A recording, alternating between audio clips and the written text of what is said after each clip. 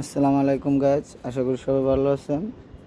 এটা একটা করলা গাছ লাগাইছিলাম, কিন্তু এটা আসলে অসংখ্য আগা ছাড়ছে। আগাগুলো আমি কাটি নাই বা ইয়ে করি নাই। আর মাচাটা পড়ে গেছে, দেখতে পাচ্ছেন এই যে মাচাটা পড়ে গেছে তুফানে, ঝড়ে। কিন্তু এই গাছটা ছোট গাছ, কিন্তু কি দেখেন এখানে এখানে দেখেন এই যে করলা ধরছে। অনেকে এগুলা করলা বলে, অনেকে বলে হোস্তা হোস্তা করলা আর কি, একটু তিতো হয়।